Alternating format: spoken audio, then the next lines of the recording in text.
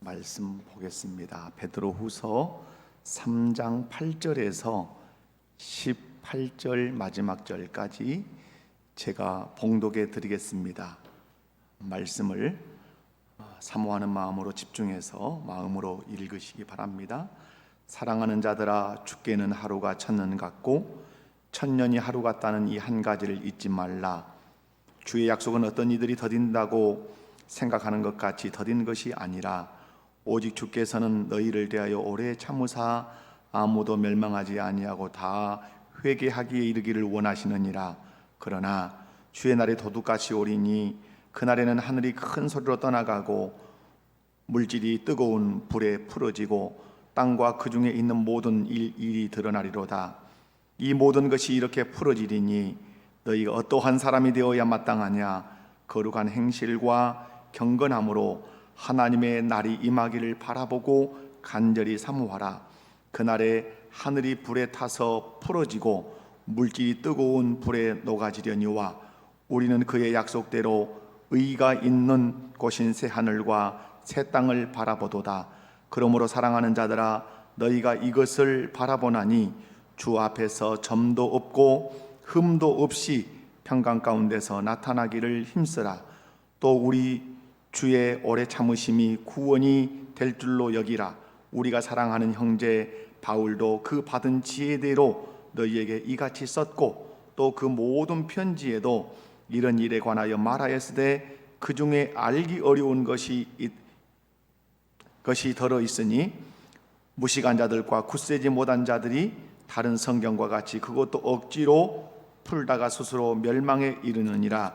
그러므로 사랑하는 자들아, 너희가 이것을 미리 알았은즉 무법한 자들의 미혹에 이끌려 너희가 굳센 데서 떨어질까 삼가라. 오직 우리 주 곧 구주 예수 그리스도의 은혜와 그를 아는 지식에서 자라가라. 영광이 이제와 영원한 날까지 그에게 있을지어다. 아멘. 할렐루야. 오늘 비대면으로 이렇게 예배를 드리게 되었습니다. 가정에서 예배를 드리는 우리 모든 성도님들이 하나님을 생각하며 하나님의 말씀에 집중하고 또 하나님께 바르게 예배하는 복된 시간 꼭 되시기 바랍니다.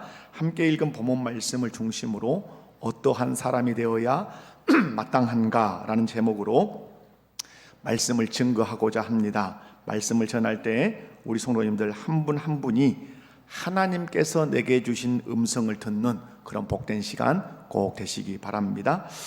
첫 번째 살펴보고자 하는 것은 성경 해석은 신앙과 삶에 절대적인 영향을 끼친다라고 하는 것입니다. 우리가 신앙생활하면서 어떤 가르침을 받아들이느냐는 우리의 신앙과 삶에 아주 절대적인 영향을 미칩니다. 예를 들어 봅시다. 어떤 사람들이 종말은 없어, 종말이 없는데 심판이 어디 있겠냐, 이런 가르침을 받으면 어떤 삶을 사람들이 살 거라고 여러분 생각이 되십니까? 이건 다른 사람들은 놔두고 나에게 한번 적용해 봅시다. 만약 여러분이 종말 없어, 예수님 재림도 없어, 심판도 없어 라는 이 가르침을 내가 받아들인다면 여러분 어떤 삶을 결국 살게 될 거라고 생각하십니까? 종말이 없다, 재림도 없다, 심판도 없다. 결국 그 가르침을 받아들이면 방탕한 삶을 살게 됩니다. 왜? 심판에 대한 두려움이 없기 때문에 그런 것이죠. 그러나 종말이 있고 또 예수님의 재림이 있고 심판이 있다는 성경의 가르침을 그대로 받아들이면 그 사람은 종말의 때에 심판을 기억하면서 거룩하고 성결한 삶을 살게 될 것입니다. 베드로 사도가 이 말씀을 기록할 당시에 교회에 침투한 이단들이 이 세상은 예수님의 재림 없다, 종말 없다, 심판도 없다, 이렇게 계속해서 가르쳤어요. 그래서 베드로후서 1장 16절 말씀을 보면 그들은 말해요. 예수님의 강림하심도 그 능력도 다 교묘히 만들어낸 말이라고 그렇게 가르쳤어요. 그리고 베드로후서 3장 4절 말씀 보면 주께서 강림하신다는 약속이 어디 있냐? 지금 천지가 창조돼 가지고 지금까지 주님이 강림하신 적이 있냐 이러면서 가르쳤어요. 베드로후서 3장 9절 말씀을 보면 좀 더 인심 쓰듯이 좀 더 발전해 왔다고 얘기할 수 있죠. 예수님이 재림이 있기는 있지만 아주 더딜 거야. 우리로 얘기하면 지금은 아니야. 이렇게 가르치는 사상들이 교회 안에 계속해서 침투해 들었어요. 이런 잘못된 가르침을 교회와 성도들이 받아들인 결과 어떻게 산다고요? 방탕한 삶을 살았다는 거예요. 여러분, 베드로 후서 2장에 그 방탕한 삶이 계속 소개가 돼요. 특별히 여러분 22장 이제 2절 말씀을 보면 2장 2절을 보면 호색하는 것을 따랐다. 또 3절에 보면 탐심으로 지어낸 말을 가졌다. 이런 얘기가 있고, 저기 2장 10절에 가보면 육체를 따라 더러운 정욕 가운데서 행했다. 이렇게 얘기를 하고, 또 12절에 가면 이 사람들은 본래 잡혀 죽기 위하여 난 이성 없는 짐승 같았다. 그 다음 14절에 가보면 음심이 가득한 눈을 가지고 범죄하기를 그치지 않았다. 탐욕에 연단된 마음을 가진 자들이다. 곧 저주의 자식이다. 그렇게 얘기를 합니다. 여러분, 예수님의 재림을 부정하고 종말을 부정하고 심판을 부정하니까 이들이 교회는 다니지만, 우리로 얘기하면 성경책을 들고 교회는 나오지만 그들의 삶은 대단히 방탕했다고 하는 사실이죠. 여러분, 왜 이런 삶을 사는가? 그것의 핵심적인 것은 성경 해석에 있습니다. 성경 해석. 우리가 신앙생활 하면서 성경 해석 이런 얘기를 잘 안 듣는 경향성이 있잖아요. 그럼에도 불구하고 오늘 이 설교가 어떤 설교죠? 성경을 해석해서 하는 설교라고 보면 되시죠. 우리 신앙생활에서 중요한 것이 있습니다. 그것은 성경을 어떻게 해석하느냐는 우리 신앙생활에 절대적인 영향을 끼친다고 하는 사실입니다. 여러분, 왜 이단들이 탄생하는가? 이단들의 탄생은 다른 데 있잖아요. 성경 해석이 잘못된 데서 이단은 항상 탄생하는 거예요. 여러분, 1992년 10월 28일 다미선교회 이장님의 이 시한부 종말론이 엊그제 올해 몇 달 전에 아마 TV에서 이렇게 다시 한번 조명한 일이 있었어요. 제가 이렇게 보게 됐죠. 지금도 그 사람들은 움직이면서 이렇게 예배를 드리기도 해요. 여러분이 언제도 얘기 드렸지만 이장님 씨는 보수적인 기독교 출판사인 생명의 말씀사, 거기서 10년간 번역 부장을 한 사람이에요. 제가 그분이 번역한 주석을 하나 가지고 있다 이 말이죠. 그런데 이분이 어느 순간에 그렇게 건전한 신학을 가지고 있다가 어느 순간에 시한부 종말론으로 빠지게 된 이유가 뭐죠? 성경을 자의적으로 임의적으로 자기가 해석해 버렸기 때문에 그런 것이죠. 그의 성경 해석이 잘못됐다고 하는 것이 무엇으로 증명됐습니까? 10월 28일에 주님이 재림하시지 않은 것으로 증명이 된 거죠. 여러분, 왜 신천지가 생기고 왜 안상홍 증인회가 생기고 JMS 정명석이 생기고 수없는 잡다한 이단들이 그렇게 생겨나냐 이 말이죠. 거기에는 한결같이 잘못된 성경 해석이 있는 거예요. 분명 여기에는 혼미케 하는 어둠의 영의 역사도 있는 것은 사실입니다. 그래서 여러분, 베드로 이 후서를 쭉 읽어보면 베드로 사도가 자꾸 하는 얘기가 뭐냐면, 내가 너희들에게 이 얘기를 함으로 너희를 일깨우려고 한다. 내가 이 말씀을 가르침으로 말씀을 생각나게 하려고 한다. 어떤 말씀? 구약의 선지자들이 예언했던 그 바른 말씀을 생각나게 해서 바른 종말 사상, 바른 심판론, 바른 재림 사상을 내가 너희에게 가르쳐주고 싶다. 이런 얘기를 하는 거죠. 분명한 사실.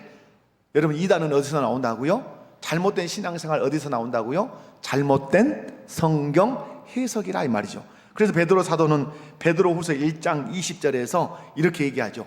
성경의 모든 예언은 사사로이 풀 것이 아니라고 얘기해. 성경의 모든 예언은 사사로는 개인적인 생각으로 풀 것이, 이 푼다는 말은 신약 성경에서 딱 한 번 사용된 언어예요. 이 푼다 이 말은 해석한다는 말이에요. 성경은 개인의 생각으로 해석해내는 것이 아니라 이렇게 말씀을 하죠.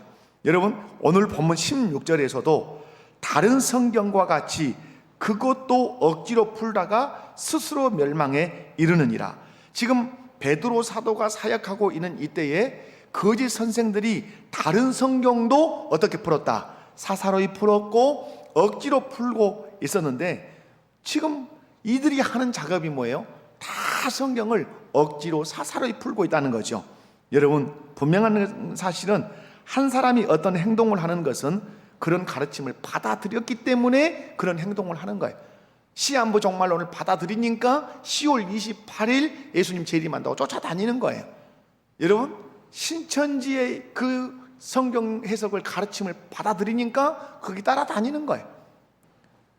오늘 베드로 사도는 종말도 없고 심판도 없다는 가르침은 정말 성경을 잘못 해석한 이단 사상이라고 강력하게 피력을 합니다. 그리고 베드로 사도는 종말이 있다, 재림이 있다, 심판이 있다, 그러기에 종말의 때를 기다리며 거룩한 행실로 정결하게 그 나라와 그 천국을 바라보면서 살아야 된다고 그렇게 가르치고 있습니다. 제가 여러분에게 지금 강조하려고 하는 것이 무엇입니까? 성경을 바르게 해석하는 것은 우리 신앙생활에 절대적으로 중요하다. 우리 신앙생활과 뗄래야 뗄 수 없는 관계성을 가지고 있다, 이 얘기를 드리는 거예요. 사랑하는 성도 여러분, 우리는 이 말씀을 통해서 우리가 어떻게 성경을 해석하고 믿느냐는 우리 신앙과 삶에 절대적인 영향을 끼친다는 사실을 기억하셔야 돼요. 그래서 제가 중요한 얘기 하나마디를 드리겠습니다. 한 사람의 성경관은 그 사람의 신앙관을 결정하고, 그 사람의 신앙관은 그 사람의 삶의 방식을 결정한다. 그래서 계시, 의존, 사색, 이 말이 여기 아주 중요한 거예요. 그 사람이 어떤 관점으로 성경을 보느냐는 그 사람의 신앙관을 결정해요. 어떻게 믿을 것이냐를 결정해요. 이 어떻게 믿을 것이냐는 어떻게 살 것이냐를 반드시 결정한다고 하는 사실. 그러므로 한 사람의 삶의 방식은 그 사람의 성경관과 뗄래야 뗄 수 없는 관련성을 가지고 있다는 사실을 기억하셔야 돼요. 그런 의미에서 성도의 신앙생활에서 매우 중요한 것은 바른 진리를 가르치는 교회예요. 바른 진리를 가르치는 교회. 그래서 교회가 어디 위에 서죠? 진리 위에 서는 교회가 돼야 되는 것이죠. 시설이 좋냐, 환경이 좋냐, 재정력이 좋냐, 이게 중요한 게 아니에요. 여러분, 신천지가 얼마나 시설이 좋아요. 강주 가보십시오. 베드로 지파의 그 자기들의 예배당이 얼마나 큰지, 그들의 재정력이 얼마나 튼튼해요. 그러나 그것이 잘된 것입니까? 그렇지 않죠. 잘못된 거죠. 왜 그런가? 그들이 성경의 진리에 서 있지 않고 바른 성경 해석에 서 있지 않기 때문에 그래요. 여러분, 우리 믿음의 선배들은 이런 이유 때문에 말씀을 가르치는 교회를 뭐라고 얘기했을까요? 어머니라고 표현했어요. 또 어머니 그러면 안상홍 증인회가 생각나는지 모르겠지만 거기는 하나님 어머니라 그러고, 칼빈이나 우리 믿음의 선배들, 종교개혁자들은 신령한 젖을 먹이는 이 교회를 무엇이라고 표현했다고요? 어머니. 하나님 아버지께서 교회라고 하는 어머니를 통해서 자기 백성을 먹이신다, 이렇게 고백하기를 주저하지 않았습니다. 사랑하는 성도 여러분, 2020년 한 해 동안 수고하셨습니다. 그러나 여러분, 어디에 마음을 쏟았는가를 한번 살피시기 바랍니다. 저는 목양을 이렇게 2020년 한 해를 돌아보면, 뒤돌아봄과 내다봄, 2020년을 뒤돌아보고 2021년을 내다보면서 정말로 내가 목회를 하면서 말씀 사역에 집중을 잘할 수 있었는가, 그 많이 생각해 봤어요. 여러분은 한 해 동안 살면서 말씀의 마음을 잘 쏟으셨습니까? 아니면 다른 일에 마음을 쏟으면서 사셨습니까? 이게 아주 중요하지요. 여러분, 사소한 일에 마음 쏟지 말고 하나님의 말씀에 마음을 쏟으며 신앙생활 할 수 있기를 바랍니다. 그리고 또 사역자들이 새해를 맞이할 것인데 다른 일로 전전긍긍하게 하는 그런 교회가 아니라 어떤 하나님의 말씀에 온전히 집중할 수 있도록 마음에 평안을 주고 사역에 안정감을 주는 교회가 된다면 더없이 하나님의 교회가 진리 위에 서는데 부족함이 없으리라고 확신합니다. 사랑하는 성도 여러분, 바른 진리를 선포하는 교회를 주셨음에 또 감사하시고 그런 교회를 허락하신 하나님께 감사하시기를 주님의 이름으로 축원합니다. 두 번째로 바르게 믿고 선포해야 할 신앙 고백이 있는데 그것이 무엇이다?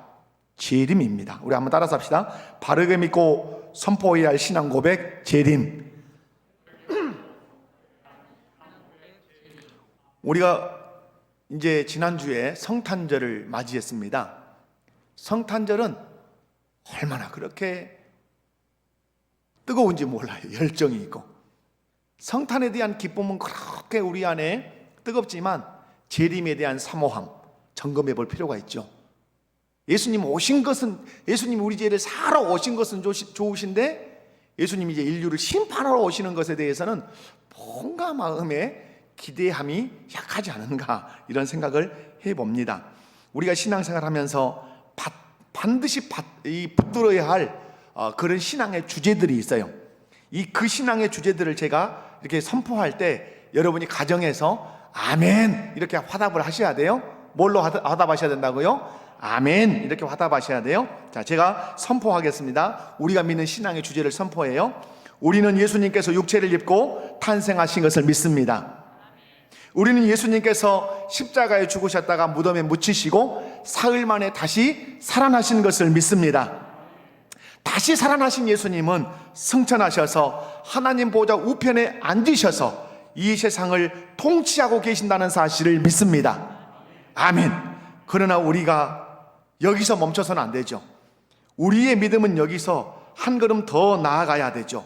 반드시 한 가지를 더 고백하고 선포해야 돼요. 여기서도 아멘으로 여러분이 화답을 하셔야 돼요. 하늘로 올리우신 예수님은 반드시 재림하신다는 사실을 믿습니다. 아멘. 할렐루야. 사랑하는 성도 여러분, 여러분은 예수님께서 재림하신다는 사실을 믿으십니까? 그렇다면 예수님을 믿는 믿음뿐만 아니라 재림하신다는 사실을 믿는 믿음을 주신 하나님께 감사와 찬송과 영광을 올려드리시기 바랍니다.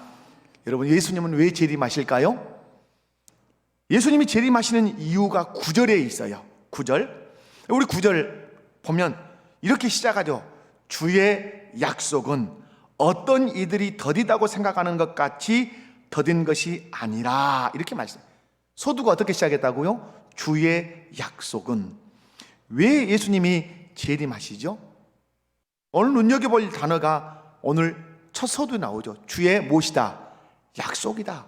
우리가 예수님께서 재림하신다는 것을 믿는 이유, 믿는 이유가 뭐죠? 그냥 내가 믿고 싶어서 믿는 겁니까? 아니죠. 주님이 약속하셨기 때문에 믿는 거죠. 내가 다시 오마, 내가 재림하마, 이렇게 약속하셨기 때문에 우리가 주의 재림을 믿는 것입니다. 여러분, 마태복음 16장 27절 말씀 이렇게 기록되죠. 다 같이 한번 읽어볼까요? 시작. 인자가 아버지의 영광으로 그 천사들과 함께 오리니 그때에 각 사람이 행한 대로 갚으리라.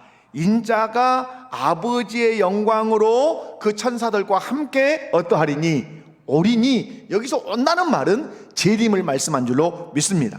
마태복음 24장 30절 말씀입니다. 그때에, 시작. 그때에 인자의 징조가 하늘에서 보이겠고 그때에 땅의 모든 족속들이 통곡하며 그들이 인자가 구름을 타고 능력과 큰 영광으로 오는 것을 보리라. 아멘. 여기서 그들이 인자가 구름을 타고 능력과 큰 영광으로 오는 것을 어떠하리라? 보리라. 주님 재림하시겠다, 이렇게 말씀하십니다. 사도행전 1장 11절 말씀입니다.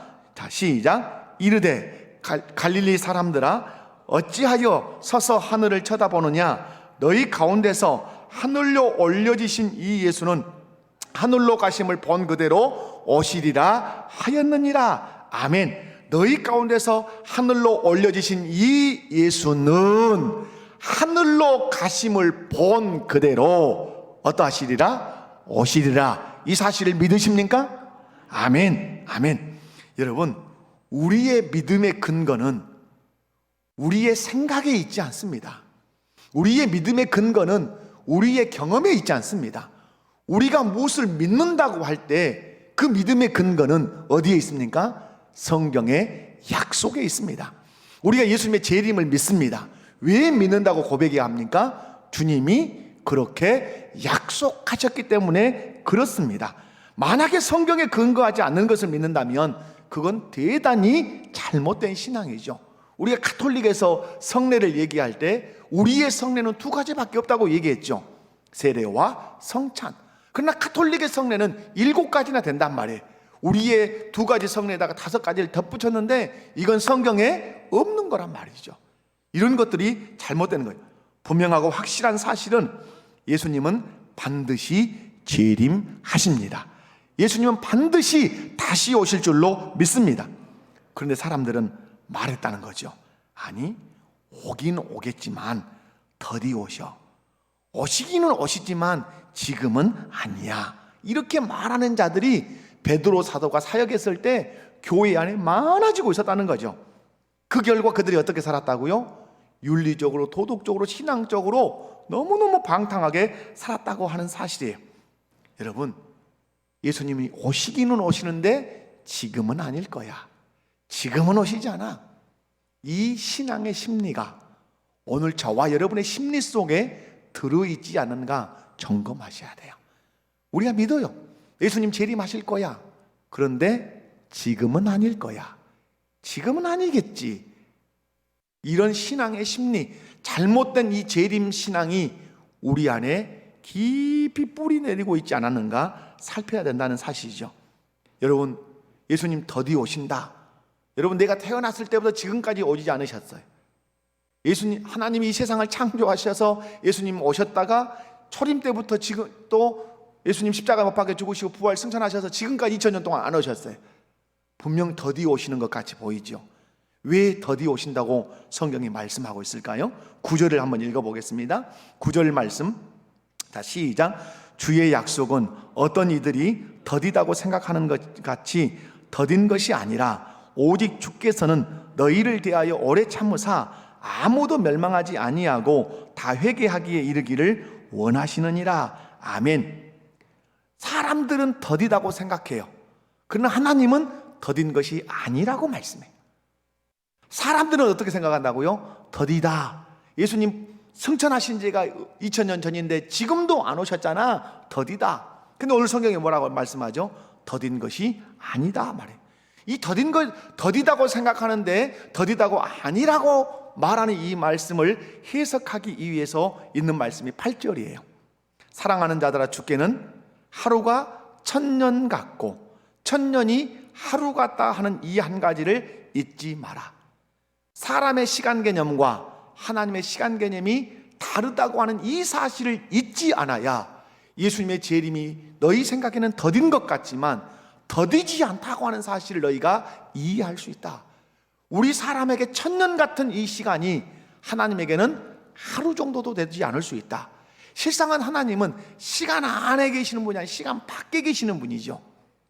예수님의 하나님에게 과거, 현재, 미래 이런 건 존재하지 않으시는 거죠.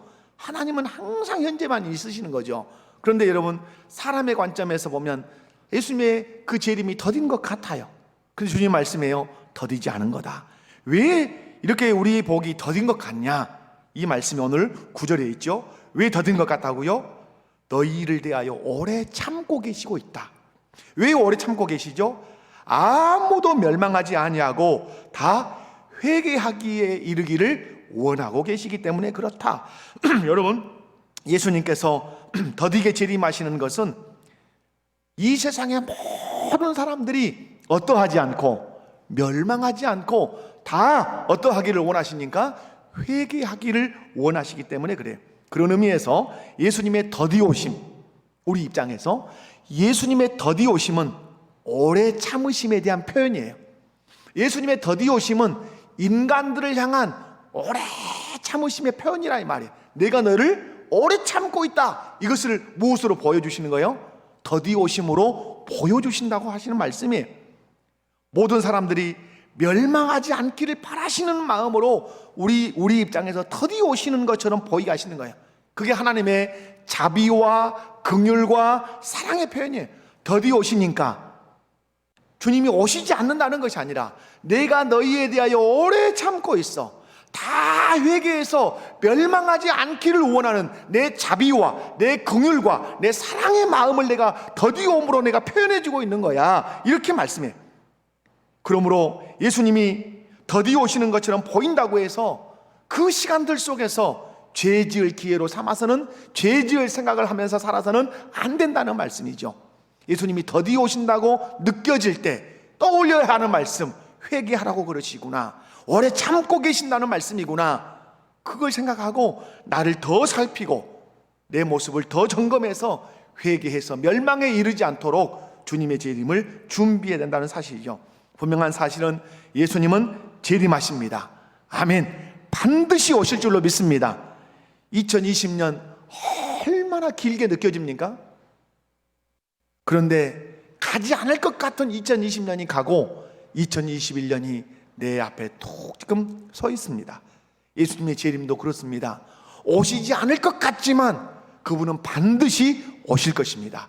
반드시 재림하실 것입니다. 할렐루야. 사랑하는 성도 여러분, 오늘 베드로 사도를 통해서 우리 주님 말씀합니다. 너희가 더디다고 생각하지, 내가 재림하지 않을 것처럼 너희가 생각하지. 10절 이렇게 말하죠. 그러나 주의 날이 무엇같이 오리니, 도둑같이 오리니 그날에는 하늘이 큰 소리로 떠나가고 물질이 뜨거운 불에 풀어지고 땅과 그 중에 있는 모든 일들이 드러나리로다. 주의 날이 도둑같이 올 거다. 너희가 더디다고 생각하지만, 더디다고 생각해서 준비하지 않을지 모르지만 내가 도둑같이 올 거야. 그러면 그건 어떤 거예요? 매우 빠른 것이 되는 거죠. 어떤 의미에서는. 여러분, 도둑같이 오신다고 말씀하신 이유가 뭐죠? 왜 도둑같이 온다고 마태복음에서 말씀하죠? 준비해라, 기다려라, 깨어 있어라. 이 의미를 다 어디다 담는 거죠? 도둑같이 올 거다. 도둑같이 올 거다. 사랑하는 성도 여러분, 우리 모든 성도님들은 예수님의 재림을 확실히 믿으시기 바랍니다. 그리고 예수님의 재림을 사모하시기 바랍니다. 그리고 기다리시기 바랍니다. 그런 복된 성도 다 되시기를 주님의 이름으로 축원합니다. 세 번째로, 예수님의 재림을 확신하는 성도의 삶이 있습니다. 예수님은 반드시 다시 오십니다. 반드시 재림하십니다. 믿음을 가진 사람은 그 재림 신앙관을 가지고 살아야 합니다. 재림 신앙관을 가지면 반드시 그 신앙관이 우리의 삶에 영향력을 절대적으로 끼친다고 제가 말씀드렸지 않습니까? 첫 번째는 뭐냐면 거룩한 행실과 경건함으로 재림을 사모하면서 살아야 합니다. 내가 예수님의 재림을 확신한다, 주님은 도둑같이 오실 것이다, 반드시 오실 것이다 라고 믿는 믿음을 가졌다면 그 사람은 거룩한 행실과 경건함으로 재림을 사모하면서 살아야 돼요.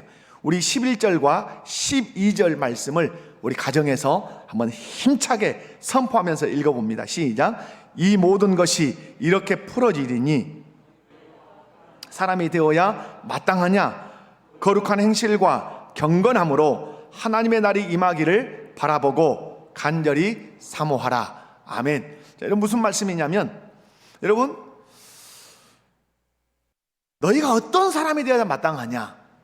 재림이 있다고 하는데, 예수님이 도둑같이 오신다고 하는데, 그렇다면 너희가 어떠한 사람이 되어야 마땅하냐? 어떤 사람이 되어야 마땅해요? 거룩한 행실과 경건함으로 하나님의 날이 임하기를 바라보고 간절히 사모하는 삶을 사는 사람이 되어야 된다고 말씀하죠. 여기서 거룩한 행실이 뭐죠? 거룩한 행실, 이 거룩이라는 말을 이해를 해야 되겠죠. 거룩은 뭐죠? 구별되다, 이런 뜻이죠. 그러니까 거룩하게 살아라 하는 말은 너희가 세상에서 구별되라. 특별히 어떤 사람과 구별되라? 종말이 없다, 재림이 없다, 심판이 없다 하며 방탕하며 사는 자들과 너희가 구별되게 살아야 된다. 재림이 있습니다, 종말이 있습니다, 심판이 있습니다. 그러므로 방탕한 삶을 사는 것이 아니라 성결된 삶을 살아야 합니다 라고 사는 그 삶, 그게 거룩이라고 하는 거죠. 하나님께서 말씀하죠. 내가 거룩하니 너희도 거룩하라. 나는 죄를 싫어한다. 그럼 너희도 죄를 싫어해라. 죄 짓는 것을 죽는 것보다 더 싫어하면서 살아라. 이것이 거룩한 삶이죠. 뿐만 아니라 경건한 삶을 얘기하죠. 경건이라는 게 뭐죠? 하나님의 뜻을 이루고자 하는 뜨거운 열망, 뜨거운 의지죠. 하나님의 뜻을 어떻게 하면 이루어드릴까 하는 그 뜨거운 의지, 열망. 경건을 야고보서 1장 27절에서는 이렇게 아주 쉽게 설명했어요. 다 같이 한번 읽어보면 시작. 하나님 아버지 앞에서 정결하고 더러움이 없는 경건은 곧 고아와 가부를 그 환난 중에 돌보고 또 자기를 지켜 세속에 물들지 아니하는 그것이니라. 아멘. 하나님 아버지 앞에서 정결하고 더러움이 없는 경건은 고아와 가부를 그 환난 중에서 돌아보고 또 자기를 지켜 어디에 물들지 않는 것이다. 세속에 물들지 않는 것이다.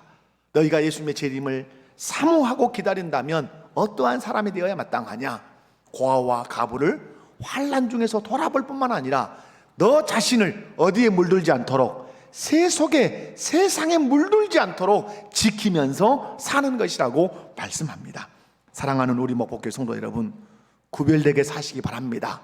경건하게 사시기 바랍니다. 그러면서 예수님의 재림을 기다리시는 우리 모든 성도들 되시기를 주님의 이름으로 축원합니다. 이렇게 거룩하고 경건하게 살아서 종말이 없다, 심판이 없다, 재림이 없다고 주장하는 사람들과 구별된 삶, 하나님께 영광을 돌리는 삶 사시기를 주님의 이름으로 축원합니다. 뿐만 아니라 두 번째 하나 더 살필 수 있는 것은 어떠한 사람이 되어야 마땅합니까?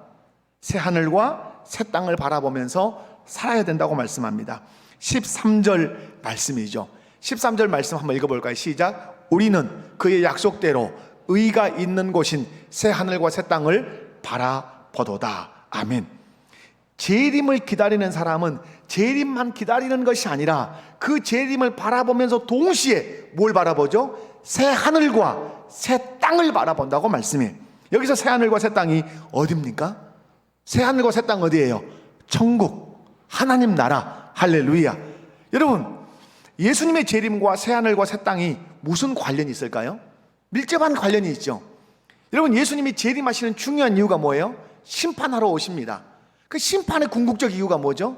심판하셔서 예수 그리스도를 믿는 사람들, 그 사람들에게 의의 옷을 덧입히신 예수님께서 그들을 어디로 데리고 가시기 위해서 그의 의가 있는 새 하늘과 새 땅으로 우리를 데려가기 위해서 예수님이 재림하신 줄로 믿습니다.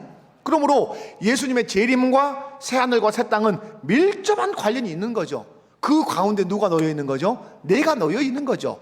예수님이 재림하셔서 예수 그리스도를 믿어 의의 옷을 입은 나를 어디로 데려가시기 위해서, 새 하늘과 새 땅으로 데려가시기 위해서 예수님이 재림하신다는 말씀이에요.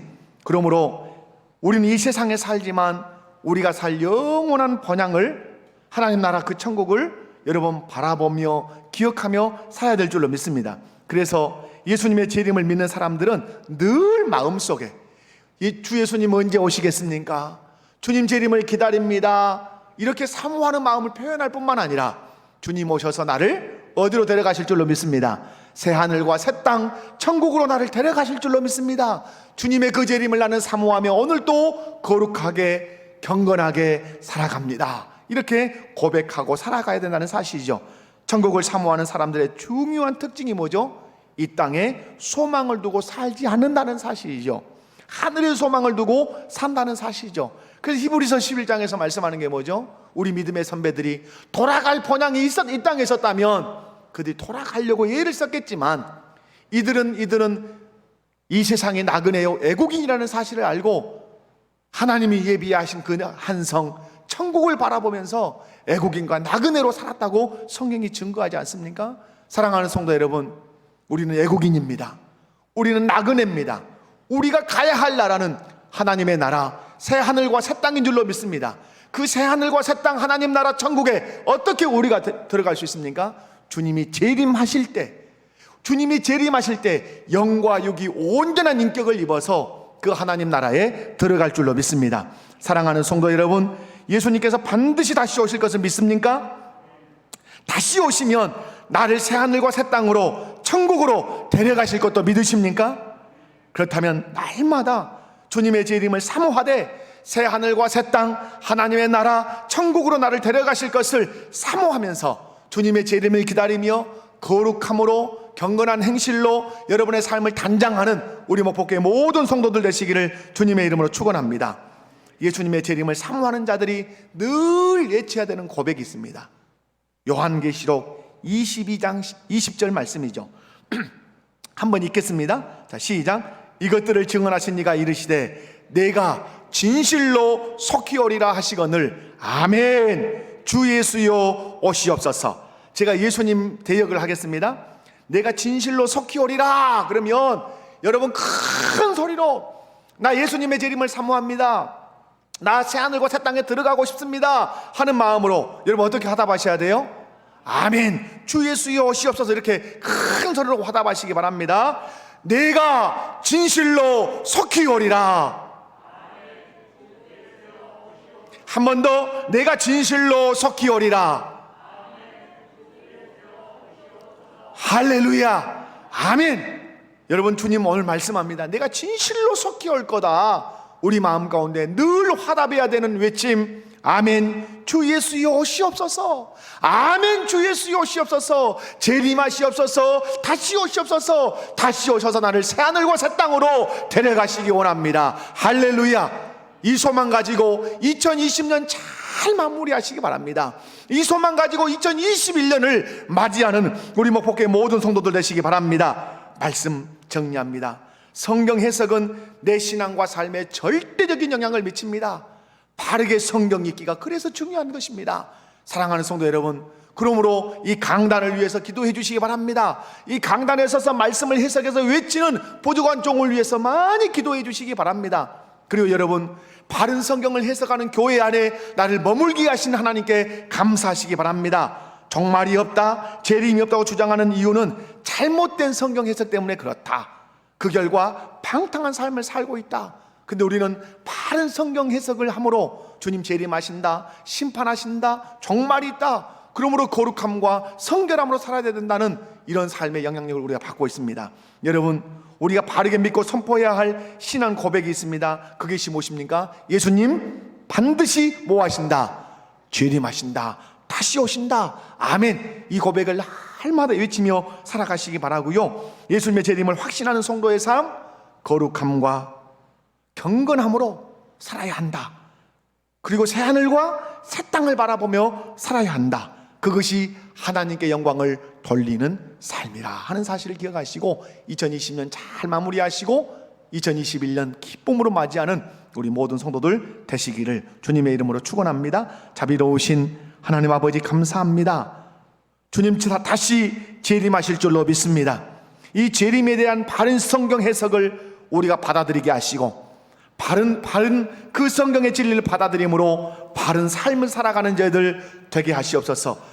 바른 성경관이 바른 신앙관을 결정하고 바른 신앙관이 바른 삶의 방식을 결정한다는 사실을 믿습니다. 사소한 일에 마음을 쏟아버리는 우리의 삶이 아니라 하나님의 진리의 말씀에 우리의 마음을 창념할 수 있는 우리의 삶이 되게 하여 주옵소서. 주님 다시 오신다고 하는 재림을 확신할 때 아버지 하나님, 우리가 거룩한 행실과 경건함으로 새하늘과 새 땅을 바라보며 살아갈 수 있도록 힘을 더하여 주시옵소서. 거룩하신 예수님의 이름으로 기도하옵나이다. 아멘.